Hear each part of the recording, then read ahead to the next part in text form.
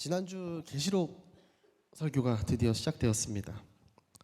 올해 계시록을 함께 볼 때 제가 작은 소망이 하나 있다고 말씀을 드렸어요. 여러분들이 더 이상 이 계시록을 무서워하고 피하고 싶은 책으로 보지 않게 되길 바란다, 이런 말씀을 드렸어요.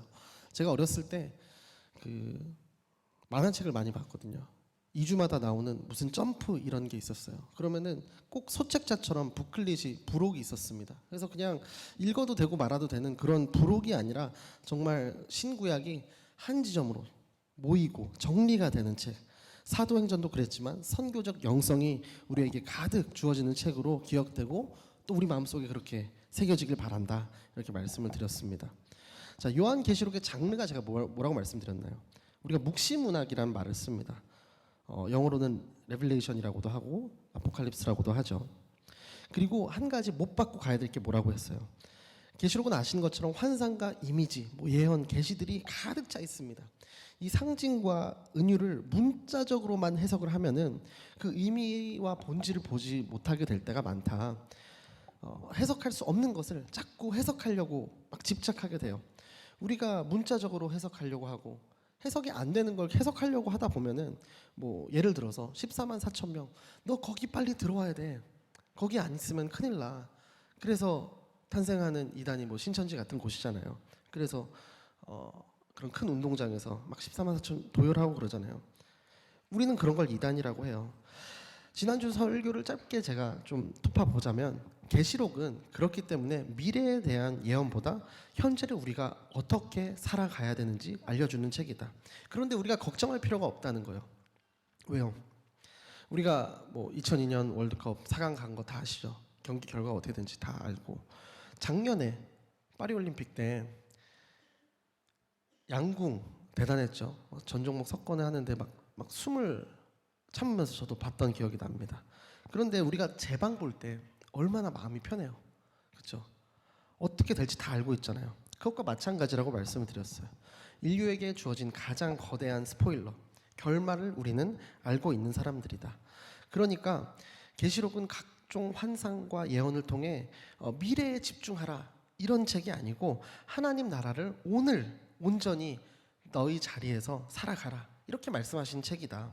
결말을 이미 너에게 알려주지 않았냐, 오늘을 어떻게 그리스도인으로 온전히 살아갈 것이냐, 이거를 알려주는 책입니다. 그래서 어떻게 살아가는 거예요? 결국은 성령께 사로잡혀 오늘을 살아가라, 이렇게 명령을 하는 책이죠. 요약하면 제가 지난주에 드린 말씀인데, 미래의 베일을 걷어내는 책이 아니라 현재의 가면을 벗기는 책이다. 그렇게 미래적인 동시에 현재적인 메시지를 어떤 책보다 강하게 역설하고 있다, 이렇게 말씀을 드렸습니다. 지난주에는 요한계시록의 전반적인 배경, 메시지, 특징을 우리가 살펴봤다면, 오늘은 이제 두 번째 교회입니다. 서머나 교회를 살펴보는 만큼 7교회에 쓴 편지의 특징을 먼저 좀 살펴보려고 합니다. 자, 사도 요한은 우리가 아는 것처럼 로마 당국의 핍박으로 인해서 현재 반모라는 작은 섬에 유배돼서 이 편지를 쓰고 있어요. 7교회에 편지를 쓴 게 어떤 거예요? 그러니까 우리가 겨울이나 여름에 폭염이다, 태풍이다, 폭설이다, 장마다 해서 국가의 재난 문자가 오잖아요. 그 재난 문자 같은 거예요. 그러니까 그 지역들, 너희가 당할 문제들을 이렇게 예고해 주니까 미리 깨어 있어라, 준비해라, 이렇게 메시지를 주는 거예요. 7교회 실제로 분명히 있는 교회였지만 동시에 세상의 다양한 그 모습들의 공동체와 교회의 갈등, 문제들을 우리에게 투영하고 있다, 투영해서 보여주고 있다고 말씀드렸어요. 그런데 이 이방교회에 쓰여진 이 편지에 일정한 패턴이 있었습니다. 제가 지난주에도 잠시 말씀을 드렸는데, 칭찬과 책망이 있어요. 칭찬과 책망이 있고 그 후에는 회개하라, 깨어있으라, 이런 식의 경고가 이어집니다. 그리고 서신 말미에 항상 귀 있는 자는 성령의 그 말씀을 들으라, 이런 식으로 각 교회에 대한 편지를 끝맺음을 합니다. 이게 사실 예수님이 제자들에게 흔히 사용하시던 말씀이었죠. 이기는 자에게 다양한 상급이 주어질 것을 말씀하시면서. 그런데 우리가 한번 생각해 보자는 거죠. 왜 7교회일까? 실제로 존재하기도 했지만, 그렇죠? 7교회를 선택한 거, 우리가 7이라는 숫자 많이 나오잖아요. 7이라는 숫자가 갖는 완전성 때문입니다. 재림 때 모든 교회에 주시는 보편적인 말씀으로 우리가 이해할 수 있는 근거가 되는 거죠. 이 7이라는 숫자 때문에. 이 7교회에 대한 우리가 패턴을 한번 제가 요약을 해봤어요. 학자들에 따라서 좀 작아서 안 보이실 수 있는데 제가 따로 한번 뽑아서 그룹장 이렇게 보내드려 볼게요. 위에 색깔이 다 다르죠. 색깔이 다른 이유가 이 구성이 A, B 7개니까 A, B, C, C, C 있고 B-A- 이렇게 보는 학자들이 있어요. 이게 무슨 말이냐? 지난주에 에베소 교회를 봤잖아요. 에베소 교회 그리고 끝에 라우디게아 교회 대칭으로 이렇게 수미상관으로 보는 거예요. 첫사랑이 식었다. 마지막 교회 우리가 살펴보겠지만 덥지도 차갑지도 않은 밋밋한 그 교회의 모습을 보여주는 거예요. 서버나 교회와 빌라델비아 교회는 어때요? 대칭으로는 칭찬, 저기 XX 되어 있죠. 칭찬만 받은 교회입니다. 그리고 중간에 있는 이 세 교회가 내부적인 문제들, 교회의 내부적인 문제들을 향한 그 책망이 있다. 그런 교회의 모형을 보여준다. 이렇게 보기도 한다는 거예요. 그러니까 이렇게까지 구조적으로 우리가 분석하지 않더라도 7교회의 모습이 각각의 시대마다 모두 공존하는 그런 문제구나 이렇게 알 수 있는 거죠. 결국 로마 시대에 있던 다양한 박해, 핍박을 받던 교회를 위로하고 있었지만 결국 이를 통해 오늘날의 교회까지 깨어나라, 분별하라, 환난을 끝까지 믿음과 인내로 이겨내라 이런 영적 가르침이 담겨져 있는 거예요. 지난주에 살펴본 이제 교회가 에베소 교회였습니다.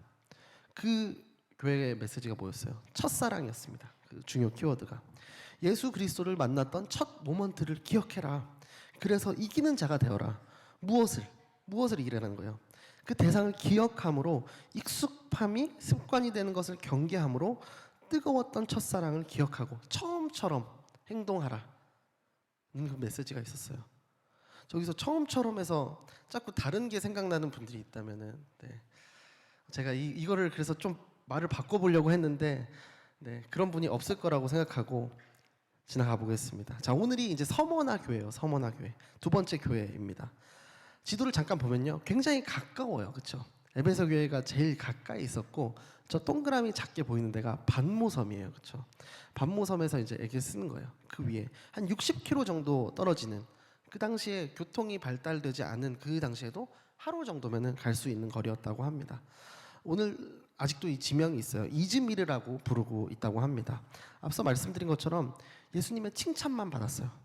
아쉽게도 성경은 요한계시록의 이 부분을 제외하고는 서머나에 대한 언급이 없습니다. 그래서 외부 자료를 찾아봤더니 고대 역사가 지리학자였던 스트라보라는 사람이 그의 책에서 이렇게 얘기를 했대요. 소아시아에서 가장 아름다운 도시다. 그 당시 서머나의 모든 건물들이 도시 계획, 우리가 신도시를 세우는 것처럼 그 도시 계획에 의해서 아름답게 건축되었다고 합니다. 자, 현재의 모습을 하나 가져와 봤어요. 이렇다고 합니다. 굉장히 좀 뿌옇게 보이네요. 굉장히 아름다운 도시라고 합니다. 근데 단지 아름다워서 유명했던 것 아니고 이 도시가, 이 서머나라는 도시가 로마에 적극적으로 충성하기로 유명한 도시였다고 해요. BC, 이미 예수님 오시기 한 200여 년 전에 로마를 섬기기 위한 신전이 세워졌고 원정을 갔던 로마 군인들이 막 춥다 그러면 자기들 막 옷을 공수해서 로마 군인들에게 줬다고 해요. 그래서 로마의 정치가들이 서머나를 가리켜서 가장 우리의 든든한 동맹이다 극찬을 했다고 합니다. 그래서 로마에서 자치 도시로 지정을 받았고 로마의 2대 황제 디베료가 이제 황제의 자리에 오르니까 가이사의 위치에 오르니까 그때부터 로마 황제를 본격적으로 막 하는 거예요. 근데 이 로마 황제 사도 요한이 반모섬에 끌려갔던 이유가 그 박해 때문이었잖아요. 점점 신과 일치시켜서 자기를 숭배하라는 요구를 하니까. 근데 그때 11개의 도시가 공모전을 했다는 거예요. 그 신전을 어디에 지을까? 우리 도시에 짓고 싶습니다. 이 공모전을 했다는 거예요. 거기서 1등을 했던 데가 이 서머나인 거예요. 로마는 자신의 신실한 동맹이었던 이 서머나에 황제 숭배의 신전을 짓도록 이제 허락을 해줬어요. 정말 열정적으로 충성을 다하는 도시. 그래서 AD 26년에는 로마 황제를 위한 신전이 건립이 되었다고 합니다. 어떤 도시였는지 이제 대략 느낌이 오시죠? 그리고 그 쯤에서 이제 AD 한 30년경쯤에 예수님의 공생의 사역이 시작되잖아요. 그때 이제 이런 말씀을 하셨습니다. 마태복음 24장 2절입니다. 너희는 이 모든 것이 보이지 않느냐? 내가 진실로 너희에게 말한다. 여기에 있는 돌 하나라도 돌 위에 남지 않고 다 무너져 내릴 것이다. 이 말씀이 뭐예요? 예루살렘 성전을 보시면서 제자들에게 예언을 해주신 거죠. 정말 과연 그 예언대로 70년경에 예루살렘은 다 함락이 되고 수많은 유대인들도 죽음을 당합니다. 그때 유대인들이 떠난 이제 유대인들이 있었을 거 아닙니까? 피난길에 오른 그 중에 상당수가 이 서머나 이 도시에 이르는 거예요. 유대인들은 거기서 그들이 하던 대로 회당을 짓고 전통적인 유대주의 사상으로 단단하게 무장을 하고 그들의 세력을 하나 둘씩 이제 펼쳐 나간 거예요. 확장해 나갔습니다. 정리하면 어때요? 서머나는 로마에 충성하는 도시였다. 황제 숭배가 정말 왕성하게 일어났다. 그리고 유대인들이 적지 않았다. 유대인들이 굉장히 많아서 유대 문화도 상당히 이렇게 퍼져 있었다. 이렇게 정리를 해볼 수 있을 것 같아요. 바로 이곳에 정말 칭찬만 받았던 그 서머나 교회가 세워진 거예요. 우리가 살펴보자 하는 바로 그 교회. 말씀드린 것처럼 이 서머나 교회에 대한 기록이 여기 말고는 없습니다. 그래서 우리가 사도행전을 통해서 좀 추측을 해볼 수 있겠죠. 에베소에서 바울이 있었잖아요. 그곳에서 아마 뭐 직접적으로 전했을 것이다 이렇게 보는 사람도 있고, 아니면 하루길밖에 되지 않으니 뭐 어떤 사람들이 와서 에베소에 와서 복음을 듣고 세웠을 수도 있겠다. 뭐 이렇든 저렇든 서머나 교회는 사도 바울이 에베소에서 이제 3년간 사역을 하는 기간 동안에 직접적으로든 간접적으로든 영향을 받아서 세워진 교회였을 거다. 그런 열매의 결과였을 거다. 이렇게 보는 거죠.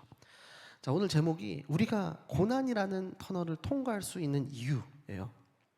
먼저는 우리를 위로하시는 자가 있기 때문에, 그리고 그가 그냥 아무나처럼 그냥 말만 내뱉는 게 아니죠. 그럴 만한 자격이 있는 사람이어서, 그가 처음이자 마지막인 존재, 죽었다가 부활한 존재, 이제 살펴보겠지만 그가 그럴 만한 충분한 자격이 있기 때문이에요. 먼저 이 서머나라는 이름의 뜻이 뭐냐면 우리말로 번역하면 몰약이에요. 몰약. 그 동방 박사들이 그 가져갔던 보물 중에 하나, 그 몰약입니다. 이게 몰약나무라는 그 나무의 껍질을 베고 상처를 내가지고 그 흐르는 유액을 건조시켜서 만든다고 합니다. 그래서 이 몰약은 산 사람을 위해서는 향수 같은 걸로 사용이 되었고, 죽은 사람들을 위해서 어떻게 사용됐겠어요? 그 시체의 부패를 막기 위해서 사용되었던 물질입니다. 자, 서머나 교회가 정말 핍박으로 막 짓이겨져서 예수 그리스도를 위한 서머나, 이 모략이 되었다 이렇게 보기도 하는 거죠. 짓이겨지면 이겨질수록 예수 그리스도의 그 아름다운 향기가 이렇게 퍼져나갔다 이렇게 보기도 하는 거예요. 극심한 핍박 가운데서도 그 사랑을 잊지 않았던 그 자들. 예수님은 뭐라고 하셨을까? 자, 오늘 본문 8절입니다. 너는 서머나 교회의 사자에게 이렇게 써라. 처음이요 마지막이신 이 곧 죽었다가 다시 살아나신 이가 이렇게 말씀하신다. 자, 처음에 어떻게 말씀하시나요? 처음이자 마지막이라고 이제 본인 소개를 하십니다. 이 표현이 여기서 처음 등장한 건 아닙니다. 구약 성경에서도 하나님께서 자신을 스스로 칭하실 때 많이 썼던 표현이에요. 하나님은 뭐예요? 하나님은 신이자 인간이 아니죠. 그냥 신입니다. 예수님은 신이자 인간이지만, 그러니까 전적으로 신성을 강조하는 표현이라 이렇게 생각하시면 됩니다. 이사야서 9절을 두 개 읽어볼게요. 자, 44장 6절이에요. 이스라엘의 왕이요 이스라엘의 구세주이신 전능하신 여호와께서 이렇게 말씀하신다. 나는 처음이요 마지막이다. 나밖에 다른 신이 없다. 48장 12절이에요. 야곱아 내 말을 잘 들으라. 내가 불러낸 이스라엘아 내가 바로 그다. 내가 처음이요 마지막이다. 아멘. 그러니까 예수님이 근데 이 표현을 그대로 차용하시는 거죠. 시간과 공간, 역사를 넘어서서 초월해서 있는 존재가 내가 바로 그다. 영원하신 그 존재이다. 신성의 측면을 강조하시는 반면에 이어서 뭐라고 하십니까? 죽었다가 살아나신 이다. 동시에 죽었다가 살아나신 이래요. 신, 하나님이 죽습니까? 아니죠. 죽었다는 게 인간 어떤 피조물의 결정적인 증거 같은 거잖아요. 필수적인 종착지입니다. 예수님의 인성을 가리키고 있어요. 근데 우리가 아는 것처럼 예수님은 하나님이시잖아요. 영원하신 분, 죽으실 수가 없는 분. 그래서 육신을 입고 이 땅에 오신 분이죠. 우리를 위해 죽으시려고 인성을 스스로 입으신 분. 이거를 좀 어려운 말로 성육신이라고 하죠. 예수님은 십자가에 의해서 우리의 모든 죄를 그 죄값을 치러주시고 대신해서 죽으셨습니다. 왜 예수님은 그럼 이 서머나 교회를 향해 편지를 쓰는데 첫 구절에 이렇게 썼을까? 처음과 나중, 죽었다가 살아난 그 존재가 나다. 저 위에서 야, 나만 따라해. 뭐 그렇게 어려워하냐. 아, 답답하다. 팔짱 끼고 있는 게 아니라는 말이에요.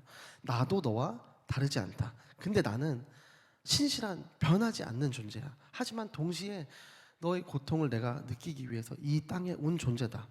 내가 너의 마음을 다 알아. 핍박당한 이 서머나 교회를 위로하시기 위해 용기를 북돋아 주시기 위해 이런 말을 쓰신 거죠. 그 당시에 언제나 이 죽을 수 있는 정말 짙은 그림자가 도사리고 있었습니다. 그런데 그때 이렇게 위로의 말씀을 시작하시는 거예요. 영생하시는 하나님이시기 때문에 변함없이 너희와 함께 한다. 또한 예수님은 죽으셨다가 살아나셨기 때문에 너희 고통도 내가 알고 있다. 비록 순교하더라도 너희들도 나와 같이 부활할 것이다. 이렇게 위로를 해주시는 거예요. 영원한 생명이 주어질 거야. 사랑하는 제이포유 여러분, 예수님이 이 서머나 교회에 그 형편에 맞는 모습으로 그들을 찾아주셨어요. 그들을 위로해 주십니다. 마찬가지로 예수님이 오늘 우리에게도 각자의 상황에 맞게 우리를 찾아와 주시고 위로를 해 주실 거예요. 그 예수님을 정말 발견하고 볼 수 있는 오늘 이 시간 되기를 소망합니다. 오늘 우리나라 하루 평균 900에서 1000명 정도 사망한다고 해요. 죽는다고 합니다. 그런데 그 중에 30에서 40명 정도가 스스로 목숨을 끊는다고 합니다. 너무 슬픈 현실이죠. 그런데 그렇게 극단적인 선택을 하려고 했던 사람들이 마지막 순간에 생각을 바꾸는, 그 다짐을 돌이키는 이유, 가장 큰 요인이 뭐라고 하나요? 나의 아픔을 알아주는 한 사람, 내가 너의 마음을 안다고 말해주는 한 사람 때문에 생에 대한 소망을 다시 가지게 된다는 거예요. 예전에 이제 대청 교육자에게 들은 이야기인데요. 저희가 상반기 하반기에 올인원이라고 동아리를 하잖아요. 그 동아리 중에서 가장 장수했던 동아리, 장수하고 있는 동아리, 러닝 동아리가 있습니다. 아마 뛰어보신 분들 계실 텐데, 러닝 동아리를 하던 어떤 날에 한강 근처에 사잖아요. 그 다리를 뛰었던 날이 있대요. 근데 약간 심상치 않은 어떤 한 분이 계셨던 거죠. 굉장히 어린 친구였대요. 어린 학생 또래. 아니나 다를까 그런 생각을 하고 있는 분이었어요. 그래서 잠깐 이야기하자. 그래서 이야기 들어주고 잘 위로해주고 같이 먹고 교회 품으로 잘 정착시켰다는 그 간증을 들었어요. 우연히 만난 그들이 그 사람의 뭐 모든 걸 알았겠어요? 그렇지 않죠. 하지만 그래도 어려움을 당한 이에게 그 한마디가 큰 위로가 된다는 거예요. 포기했던 생에 다시 소망을 가질 만큼. 그런데 하물며 예수님이, 우리의 모든 것을 아시는 그 예수님이 이 극심한 환난 속에 있는 이들에게 위로의 메시지를 주는 거예요. 누구보다 너의 상황을 내가 잘 알고 있다. 고난을 아는, 그 너의 고난을 아는 내가 바로 여기 있다. 내가 죽음을 이기고 살아난 것처럼 예수 그리스도 안에 있는 나의 자녀들이여 동일한 권세가 너희에게 주어졌다. 위로를 하시는 거예요. 여러분, 우리도 그리스도 안에 있다면 얼마든지 위로를 받을 수 있는 자들입니다. 그리고 실제로 얼마든지 죽었다가 다시 살아날 수 있는 권세가 주어진 자들임을 기억하시길 바랍니다. 실패로 정말 나의 삶이 죽은 것 같다가도 얼마든지 다시 살아날 수 있어요. 왜냐? 정말 갑자기 뭐 이직이 되고 뭐 돈이 떨어지고 이런 게 아니죠. 우리 삶이 예수 그리스도 안에 있기 때문에 다르게 보이는 거예요. 처음이요 나중이신 우리 주 예수 그리스도의 은혜로, 죽었다가 살아나신 우리 주 예수 그리스도의 은혜로 이와 같은 회복의 역사가 정말 우리에게, 우리 한 사람 한 사람에게 주어지기를 예수님의 이름으로 축복합니다. 앞서 말씀드린 것처럼 책망의 단계가 패스된 교회, 서머나 교회였어요. 그들이 받았던 이제 칭찬, 이제 9절에서 이어가십니다. 내가 내 환난과 가난은 알지만 실은 내가 부자다. 또 내가 자칭 유대 사람이라 하는 사람들의 모욕도 알지만 실은 그들이 유대 사람들이 아니라 사탄의 집단이다.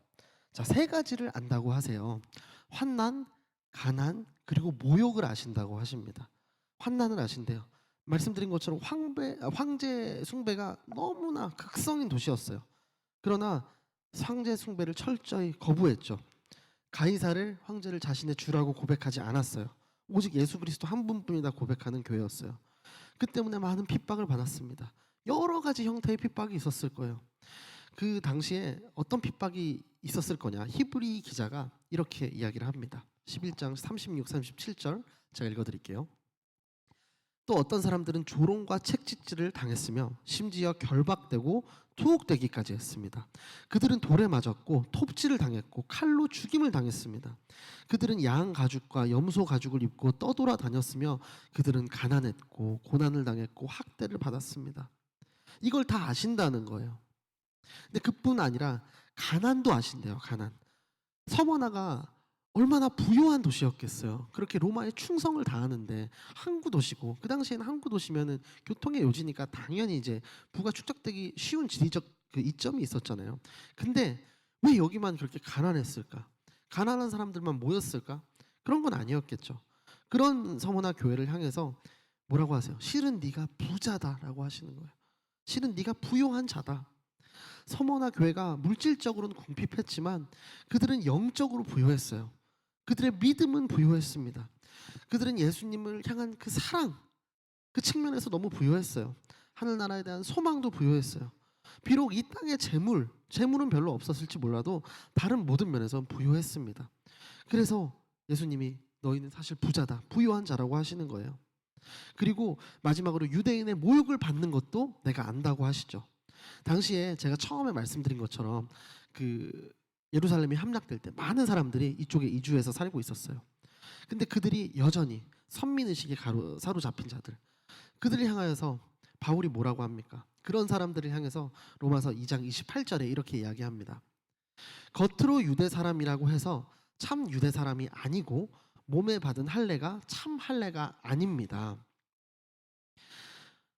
실상은 유대인이 아닌 거죠. 유대인의 어떤 문화적인 습관들, 어떤 인종적인 특성은 가지고 있지만 참 유대인이 아니다. 자칭 유대인, 정말 사탄의 도구가 된 유대인들이다. 예수님이 요한복음 8장에서 뭐라고 하시나요? 사탄은 거짓말쟁이고 참소하는 자다, 거짓의 아비다, 이런 말씀을 하시죠. 사탄의 서주를 받은 유대인들도 여러 가지 거짓 고소를 그렇게 많이 했다고 해요. 역사 기록에 따르면 저 사람들 로마에 반역하려고 하고 있습니다, 이렇게 고소를 하고, 또 여러 가지 고소를 했다 그래요.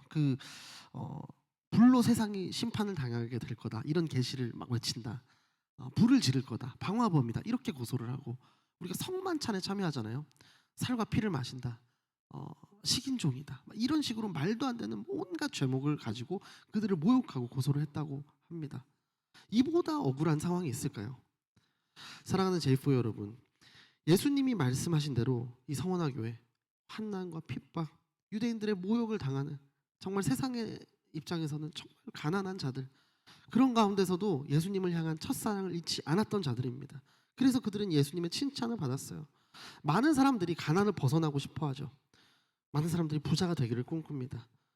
우리는 세상에선 그래요. 많이 가진 사람 부자, 좋은 집, 좋은 차, 뭐 좋은 옷 입고 다니고 많은 가젯들 소유하고 다니는 사람들 부자라고 하죠. 반대로 없는 사람들, 집도 없고 차도 없고 좋은 옷도 못 입고, 이런 사람들 가난하다고 하죠. 그런데 성경에서는, 주님께서는 정반대로 정의하시는 거예요. 누가 부자래요? 아무것도 없는 그들이 실상은 네가 부유한 자다, 네가 하나님의 자녀다, 네가 하나님의 군사다, 이렇게 그들을 위로하고 계십니다. 오늘 주시는 말씀 통해서 정말 이 물질적인 부유함, 세상이 주는 기준을 쫓아가는 것이 아니라 영적인 부유함에 대해서 바라볼 수 있는 그 영안이 열리기를 소망합니다. 자, 우리가 고난이라는 이 터널을 통과할 수 있는 이유가 우리를 위로하시는 자가 있기 때문에, 그리고 그 자가 너무나 그 위로의 자격을 다 갖추고 있기 때문에 우리가 위로가 되는 거라고 말씀을 드렸습니다. 두 번째로는 뭐예요? 그 고난은 일시적이기 때문에, 그 목적이 선하기 때문에, 더 나아가서 뭐가 있어요? 우리가 피할 수 있는 고난만 주시기 때문에, 또 정말 어려울 때 피할 길을 내주시기 때문에, 이와 같은 이 서머나 교회 10절에서 예수님이 이렇게 명령을 하세요. 오늘 본문 2장 10절입니다. 너는 고난을 당할 것을 두려워하지 마라. 보라, 마귀가 너희 가운데 몇몇을 감옥에 집어넣을 텐데 너희가 10일 동안 핍박을 받을 것이다. 너는 죽도록 충성하여라. 그러면 내가 생명의 면류관을 내게 줄 것이다. 두 가지를 명하십니다. 내가 장차 받을 고난을, 이제 다가올 고난을 두려워하지 마라. 서머나 교회가 지금 환난과 궁핍, 유대인의 모욕을 받고 너무 극심하게 힘든데 다 알고 계신다고 말씀하시는 거예요. 그러면 사실 이제 괜찮아, 안심해, 이제 좀만 좋아질 거야, 이렇게 말씀하실 만도 한데 그렇지 않아요. 뭐라고 하세요? 정반대의 말씀을 하십니다. 고난당할 것을 두려워하지 마라. 그러니까 뭐예요? 장차 올 고난이 있다. 죽도록 충성해라. 이렇게 말씀을 하십니다. 그러면서 고난의 목적과 기간을 말씀해 주세요. 내용이 뭐예요? 이 목적이 장차 서머나 교회 가운데 몇몇이 감옥에 집어넣게 될 것이다. 사탄의 계략이 있을 것이다. 그런데 그 고난의 기간이 10일이라고 합니다. 여기에서의 이 10일, 문자 그대로의 10일이 아니라 어떤 짧은 기간을 말해주는 거죠. 우리가 뭐 14만 4천이 어떤 상징적인 정말 많은 숫자를 말하는 것처럼 뭐 1000년도 그렇죠. 요한계시록에 나오는 이게 어떤 상대적인 길이 10일, 정말 짧은 기간을 말씀하시는 거예요. 근데 사실 뭐 10일이 아니라 뭐 10달이라고 해도 10년이라고 해도 우리가 살아갈 그 영원한 삶, 뭐 1000년 뭐 이런 기간, 영원하다고 보는 이런 기간에 비해서는 너무나 짧은 기간이죠. 이 짧다라는 걸 강조하는 거예요. 고난은 일시적이다. 지나간다. 예수님의 말씀대로 서머나 교회는 고난을 받고 있었고 이제 받을 거예요. 그런데 그 고난을 두려워하지 말라고 하십니다. 그 이유가 뭐예요? 이유가 뭐예요? 자, 죽도록 충성하라는 말, 바울도 고린도후서에서 이 구절과 좀 비슷한 이야기를 합니다. 고린도후서 4장 17절입니다. 우리의 잠시 받는 환난에 강한 것이 지극히 크고 영원한 영광에 중한 것을 우리에게 이루게 함이니. 사랑하는 제이프 여러분, 이 환난, 핍박, 고난의 때 잠시예요. 그러나 장래 우리가 누릴 영광은 영원하고 너무 중요한 거예요. 현재의 환난 강하게 느껴집니다. 하지만 장래의 영광은 지극히 크고 중요한 것이래요. C.S. 루이스라는 사람이 쓴 스크루테이프의 편지라는 그 소설을 보면은 대장 사탄이 있거든요. 대장 사탄이 가장 두려워하는 걸 뭐라고 하시냐면은 뭐라고 하냐면은 순교자가 나오는 거라 그래요. 순교자. 순교라는 게 파급력이 너무 크니까 이 대장 사탄이 그걸 너무 무서워해요. 근데 이 순교라는 게 내가 원한다고 그냥 뚝딱 되는 게 절대 아니죠. 여러분 기억하시길 바랍니다. 고난은 그 고난을 감당할 수 있는 사람에게만 주어지는 거예요. 지금 여러분이 당하고 있는 어려움이 있잖아요. 좀 다르게 생각해보면 뭐예요? 그만큼 그 분량만큼 그 믿음의 분량만큼 여러분을 믿는다. 하나님께서 믿으신다. 이렇게 받아들일 수 있지 않을까요? 그리고 그 고난의 목적이 여러분을 괴롭게 하려는 게 아니라 정말 선하고 그 고난의 기간이 우리가 장차 누릴 영광에 비해서 너무 짧다면은 우리가 좀 다르게 볼 수 있지 않을까요? 고린도전서 10장 13절 말씀입니다. 사람이 감당할 시험 밖에는 너희가 당한 것이 없나니 오직 하나님은 미쁘사 너희가 감당하지 못할 시험 당함을 허락하지 아니하시고 시험 당할 즈음에 또한 피할 길을 내사 너희로 능히 감당하게 하시느니라. 아멘. 고난이 우리 삶에 절대 없지 않아요. 우리 삶에 절대 난풍만 불지 않습니다. 하지만 여러분 그 기간은 장차 주어질 영광에 비하면 너무 짧다는 거예요. 그렇게 여러분에게 도전합니다. 핍박과 환난 두려워하지 마십시오. 그 모든 것이 하나님의 주권 아래에서 벌어지는 일입니다. 하나님은 고난까지도 선하신 뜻대로 사용하셔서 우리를 성장시키시고 우리 삶에 불순물을 제거하시고 연단시켜 주시는 분이에요. 고난을 통해 정말 하나님을 예배하기에 합당한 온전한 자로 빚어 가십니다. 10일의 고난이 있다고 하세요. 하지만 그 이후에는 10일 후에 11번째 날이 반드시 우리한테 주어집니다. 예수님을 위해 모두 충성하는 우리 제이프유 되기를 소망해요. 예수님이 허락하시는 그 생명의 면류관을 받는 우리가 되기를 소망합니다. 말씀을 한번 정리를 해볼게요. 우리가 고난의 터널을 통과할 수 있는 근거가 첫 번째는 우리를 위로하는 자가 너무 완벽한 자라서 우리의 고통을 아시는 그 존재이기 때문에 처음이자 마지막이지만 또 동시에 죽었다가 살아난 존재, 그리고 동시에 이 고난이 일시적이기 때문에 그 목적이 선하기 때문에 우리가 감당할 수 있는 고난만 주시고 피할 길을 또 내어주시기 때문에. 자, 오늘 본문 마지막에 이렇게 이야기하십니다. 11절입니다. 귀 있는 사람은 성령이 교회들에게 하시는 말씀을 들어라. 이기는 사람은 둘째 사망에서 해를 받지 않을 것이다. 아멘. 오늘 말씀을 마무리하면서 여러분 스스로 한번 질문을 던져보시면 좋겠어요. 어느 정도의 가치가 있는 일이면 여러분의 목숨을 걸 수 있겠어요? 죽도록 그 일을 하실 수 있겠어요? 정말 가치가 내가 확실하게 있다고 믿는 한 가지가 있으세요? 정말 목숨을 거는 것까지는 아니어도 거는 것만큼 내가 애정과 에너지와 시간을 진짜 헌신할 수 있는 일이 뭐가 있으세요? 그 대상이 어떤 것이세요? 세상은 계속 우리에게 헛된 것에 충성하라고 이렇게 속삭입니다. 가치 없는 일에 너의 시간을 쓰라고 속삭여요. 그리고 정말 가치 있는 일에는 어떻게 하라 그래요? 적당히 해, 적당히. 우리가 일하면서 가장 많이 듣고 또 유혹받는 게 뭐예요? 적당히 해, 적당히. 적당히 믿어, 적당히 섬겨, 적당히 충성해, 적당히 살라고 그렇게 이야기합니다. 그러면 마치 고난을 피할 수 있을 것 같다는 착각을 줘요. 하지만 그렇지 않습니다. 여러분 한번 생각해 보세요. 주님이 우리를, 이 교회를, 이 공동체를 적당히 사랑하시나요? 힘들지 않을 만큼 적당히 사랑하셨어요? 아니죠. 서머나 교회가 바르게 그렇게 응했습니다. 적당히 하지 않았어요. 타협하지 않았습니다. 고난 받는 것 두려워하지 않았고 죽도록 충성했습니다. 이 서머나 교회를 언급할 때 항상 같이 언급되는 한 인물이 있어요. 폴리캅이라는 인물인데요. 사도 요한의 제자로 추정되고 서머나 교회의 감독, 리더였어요. 폴리캅의 순교, 많은 사람들에게 알려진 이야기를 제가 해드리면서 좀 말씀을 마치려고 해요. 이 처형장으로 들어왔을 때 그의 명성이 또 있고 그의 사회적인 위치가 있으니까 총독이 이렇게 물어봤다고 합니다. 맹세해라. 로마에 맹세를 해라. 그럼 내가 너를 석방시켜 줄게. 그리스도를 부인해라. 죽음의 위협에서 벗어날 수 있는 정말 절호의 기회였지만 이렇게 이야기를 합니다. 나는 86년간 그분을 섬겨왔는데 한 번도 내게 해를 끼치신 적이 없으시다. 그러니 내가 어찌 나의 왕을 부인할 수 있겠는가. 총독이 명령을 거절하니까 더 협박을 하는 거예요. 내게 맹수들이 있고 마음을 바꾸지 않으면 나는 거기에 넣어버릴 거고, 막 이렇게 계속 협박을 했대요. 맹수들을 부르시오. 협박이 통하지 않으니까 사람이 가장 고통스럽게 죽을 수 있는 방법이 화형이라고 하잖아요. 마음을 바꾸지 않으면 너를 불태우겠다, 이렇게 얘기합니다. 근데 이제 마지막으로 이 폴리캅이라는 사람이 이렇게 얘기를 했대요. 당신은 잠시 타다 소멸되는 불을 가지고 위협합니다.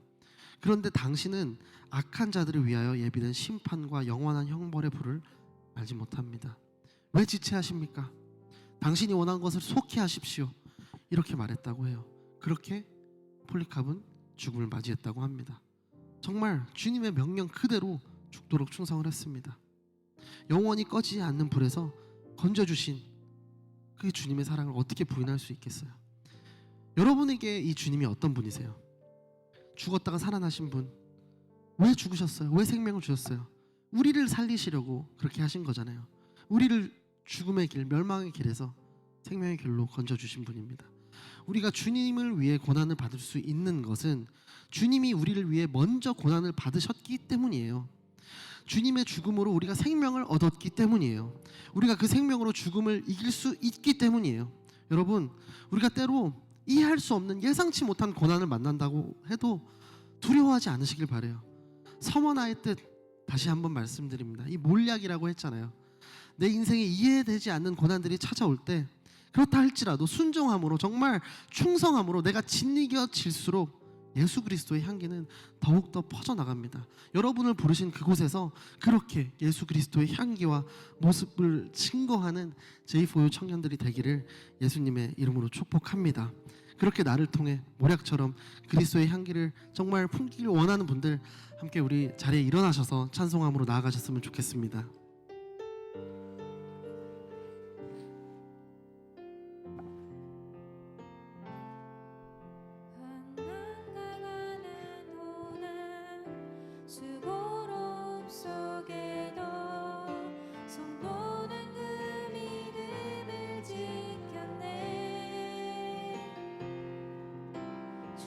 섬기는 일에 자신을 다 드리며 진리의 말씀과 성령으로 그 길을 걸어. 네, 다시 한번 고백하겠습니다. 환난과 가난, 환난과 가난, 고난, 수고로움 속에도 성도는 그 믿음을 지켰네.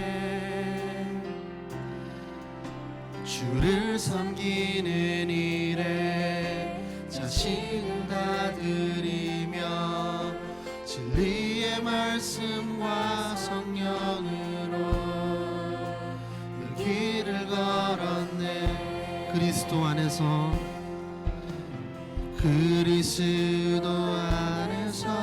새롭게 하시고 그리스도로 인하여 자유케 되었네. 우리는 무명하지만 부유한 자들입니다. 무명하나 유명한 자요, 죽음의 위기 속에도 참 생명 가졌고 근심하나 기뻐하며 가난하나 다른 이를 부욕해 하는 우리는 무명하나 유명한 자입니다. 주여, 우리는 무명하나 유명한 자요, 죽음의 위기 속에도 참 생명 가졌고 근심하나 기뻐하며 가난하나 다른 이를 부욕해. 우리 마지막으로 고백하겠습니다. 우리는 무명하나 유명한 자입니다. 우리는 무명하나 유명한 자요, 죽음의 위기 속에도 참 생명 가졌고 근심하나 기뻐하며 가난하나 다른 이를 부욕해 하는 자로다. 사랑하는 하나님, 우리 청년들 삶에 많은 어려움과 고난들이 찾아옵니다. 주님, 그로 인해 정말 마음이 무거워지고 정말 주님 보여주시는 그 길을 걸어갈 힘이 없는 것처럼 느껴지는 그 순간들이 있습니다. 주님, 하지만 그때 기억하길 원합니다. 처음이자 마지막이신 주님, 나를 위해 죽으셨다 부활하신 그 주님을 우리 마음속에 품게 하여 주옵소서. 주님, 우리 청년들에게 위로의 손길을 내밀어 주옵소서. 주님의 사랑으로 우리의 마음을 감싸 주시옵고 우리의 연약함 속에서도 주님의 강하고 의로운 발로 우리를 붙들어 주옵소서. 우리가 겪고 있는 모든 이 고난이 결코 우연이 아니며 우리를 주님 품으로 당기는, 세워가는 그 과정임을 내가 기억하게 하여 주옵소서. 이 시간을 통하여 우리의 믿음이 더욱 자라나게 하시옵고 하나님을 더 깊이 의지하는 믿음을 가지게 될 거라 믿습니다. 주님, 우리를 당신의 품으로 더욱 당겨주시고 세워 주옵소서. 고난 속에서 하나님만을 더 바라보게 하여 주옵소서. 우리 그 마음을 담아 주님께 간절히 그의 이름 부르짖으며 기도하며 나아갑니다. 주여, 주님, 우리는 세상에서 무명한 자라고 하지만 주님 안에 거할 때 유명한 자임을 믿습니다. 주님, 참 생명을 우리가 바라보게 하여 주옵소서. 우리 청년들의 삶 속에 너무 많은 고난이 찾아올 때 그로 인해 너무 마음이 무거워지고 걸어갈 힘조차 생기지 않을 때 주님을 바라보게 하여 주옵소서. 주님이 어떤 분이십니까? 예수 그리스도 처음이다 나중이다 죽었다가 다시 살아나신 분. 왜 그 고난을 자초하셨습니까? 나 한 사람을 위해서 그렇게 나를 주님의 품으로 당기기 위해 그렇게 오셨습니다. 주님, 내가 그 예수 그리스도를 기억하게 하여 주옵소서. 주님의 뜻을 이루기 위한 하나님의 도구로 나의 마음을 아버지 사용하여 주옵소서. 주님께서 주시는 이 위로와 평안이 세상 어느 곳에서도 줄 수 없는 그 참된 평안임을 내가 기억하며 그 속으로 스며드는 인생이 되게 하여 주옵소서. 주님, 고난 중에서도 오직 주님의 얼굴을 바라보게 하여 주옵소서. 성령님의 임재를 바라보게 하여 주옵소서. 주님의 사랑을 바라보게 하여 주옵소서. 주님, 우리 청년들 불쌍히 여겨주시고 당신의 긍휼함을 베풀어 주옵소서. 주여, 주님 안에서 다시 한번 힘을 얻고 다시 한번 주님이 보시는 그 길을 내가 보므로 그 길로 나의 발걸음을 옮기에 아버지 인도하여 주옵소서. 성령 하나님, 나를 인도하여 주옵소서. 주님, 인도하여 주옵소서. 우리 시간 한 번 더 기도할 때 승리를 약속하신 주님, 이미 승리라는 결과를 우리에게 보여주신 주님, 내가 믿음으로 그 길을 걸어나가길 원한다고 함께 기도하기 원합니다. 주님, 정말 출구가 보이지 않는 그 터널 속에 있는 것 같은 그런 순간들 우리 삶 속에 있습니다. 주님, 우리들의 마음에 믿음을 더하여 주옵소서. 길을 걸어갈 힘이 부족하고 정말 나의 자신감과 자존감이 떨어져 절망감에 휩싸일 때 내가 기댈 곳이 바로 한 곳 예수 그리스도임을 기억하게 하여 주옵소서. 그 주님만을 의지하게 하여 주옵소서. 주님, 그 믿음을 더하여 주시옵고 이 어려운 시간을 통해 정말 약속하신 그 승리를 경험하는 그 과정으로 우리 청년들을 인도하여 주옵소서. 언제나 나와 함께 하시는 그 주님, 주님의 말씀으로 저를 다시 일으키시고 우리의 믿음이 약해지고 지치고 정말 절망감에 휩싸인 그 순간에 주님, 성령님의 그 강하고 의로운 그 팔로 우리를 붙들어 주옵소서. 주님, 그 성령님의 임재를 구하며 인도하심을 구하며 간섭하심을 구하며 개입하심을 구하며 나아갈 때 우리 크게 주의 이름 간절히 부르짖고 기도하며 나아가겠습니다. 주여, 주님, 주여, 주님, 정말 그 어둠 속에 있는 그 순간들 주여 기억하기 원합니다. 언제나 나와 함께 하셨던 그 주님을 내가 바라보기 원합니다. 주여, 나에게 힘이 없고 나의 자신감과 자존감이 떨어져 갈 때 아버지, 내가 불평불만할 다른 요소를, 다른 대상을 찾게 하기 원합니다. 내가 기댈 곳, 나의 평안한 안식처, 정말 나를, 그 어린 양을 초원에 누이시는 하나님, 시냇가로 인도하시는 하나님을 바라보게 하여 주옵소서. 주님, 내가 기댈 바로 한 곳, 나의 정말 참된 평안을 허락하시는 그곳 예수 그리스도를 바라보게 하여 주옵소서. 주님, 우리 안에 있는 모든 믿음을 정말 강하게 하셔서 이 모든 과정들, 이 시련들이 주님의 뜻 안에서 정말 성장해 가는 과정임을 내가 기억하게 하여 주옵소서. 주여, 내가 주님의 뜻을 따르며 주님의 길을 걷고 주님의 사랑과 은혜가 나라는 통로로 흘러가게 하여 주옵소서. 주여, 나와 함께 하시며 어떤 상황 속에서도 나를 믿지 떠나지 않는다고 하신 그 말씀을 붙듭니다. 말씀을 붙들고 나아갑니다. 주님, 우리의 마음이 흔들릴 때 주님의 말씀으로 인하여 다시 한번 나의 무릎에 힘을 얻고 걸어가기 원합니다. 주여, 주여, 주여, 주여, 주여 함께 하시니 정말 나에게 가장 큰 축복임을 내가 알게 하여 주옵소서. 주여, 주여, 주님, 아버지 예수, 우리 마지막으로 기도할 때 우리 공동체를 위해 함께 중보하기 원합니다. 새로운 한 해를 시작하는 이 시점, 그리스도의 사랑을 우리에게 충만히 부어 주옵소서. 복음 안에서, 주님의 사랑 안에서 겸손하게 그 사랑을 드러내는 한 사람 한 사람이 될 수 있도록 주님, 우리들의 마음을 주장하여 주옵소서. 주님, 나의 영혼을, 잠들어 있던 나의 영혼을 깨워주시고 닫혀져 있던, 흐릿해져 있던 우리의 영안을 열어 주옵소서. 주님, 우리에게 아직도 옛사람의 모습들이 있습니다. 사람의 평가와 그 인정에 집착하는 모습들, 비본질에 집착하는 그 모습들을 내려놓게 하시고 정말 진리 안에서 우리를 자유케 하시는 그 예수 그리스도의 사랑, 압도적인 사랑 안에서 내가 참된 평안을 누리길 원합니다. 우리 공동체가 그러길 원합니다. 주님, 주님, 그 사랑을, 그 기름을 우리에게 충만히 부어 주옵소서. 우리에게 그리스도의 사랑 외에는 어떤 것도 자랑할 것이 없습니다. 오직 한 가지, 내가 예수 그리스도를 자랑하는 한 사람이 될 수 있도록 주님, 나의 발걸음을 인도하여 주옵소서. 우리 마지막으로 기도할 때 그런 사람들이, 그리스도의 사랑을 충만히 정말 나타내는 사람들이 가득 넘치는 우리 공동체가 되게 해달라고 마지막으로 주의 이름 간절히 부르짖고 기도하며 나아갑니다. 주여,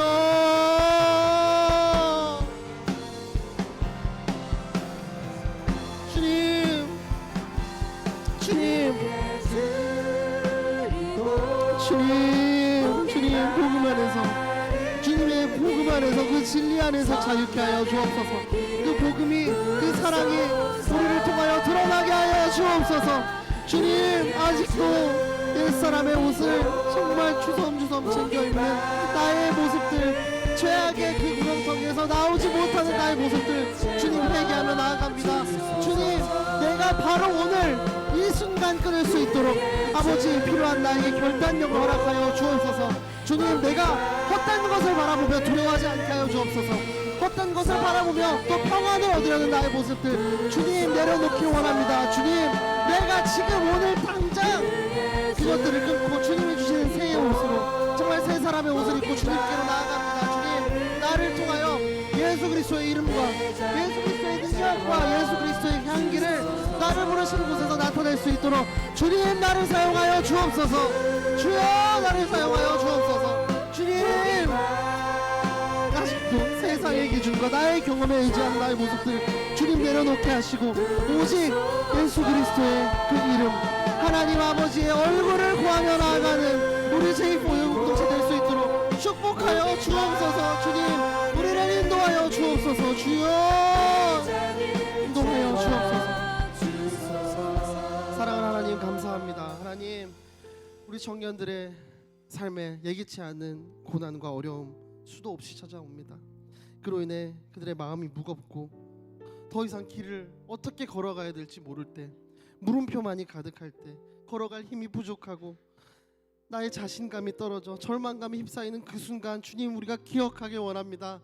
우리가 기댈 바로 한 곳, 바로 예수 그리스도임을 기억하게 하여 주옵소서. 주님의 말씀을 의지하게 하여 주옵소서. 그 모든 과정들이 정말 주님의 주권 아래 있음을, 정말 선한 목적으로 나를 빚어가는 과정임을 내가 인정하게 하여 주옵소서. 주님, 언제나 나와 함께 하시는 주님, 처음이자 마지막이셨고 나를 위해 죽으셨다가 부활하신 그 주님, 우리를 떠나지 않으시는 그 주님, 그 약속을 붙들고 이 모든 어려움 속에서 하나님께서 주시는 그 믿음으로 승리하게 하여 주옵소서.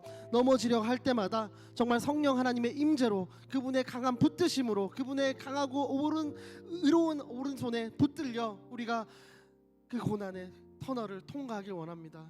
주님, 붙들어 주옵소서. 주님, 우리 공동체를 위해 기도합니다. 한 해를 시작하는 이 시점, 다른 무엇보다 그리스도의 사랑을 기억하는 공동체 되게 하여 주옵소서. 그리스도의 사랑을 서로에게 보이며, 내 보임에 예수 그리스도의 이름과 하나님의 능력과 정말 성령 하나님의 인도하심을 서로에게 보여주고 하나님의 일하심을 서로에게 증거하는 공동체 되게 하여 주옵소서. 주님, 우리의 순모임을 통해서 찾아와 주시고 우리의 인생 매일매일 통해 찾아와 주시는 주님, 우리의 예배 속에서 우리와 함께 하시는 그 주님을 바라보며 나아갑니다.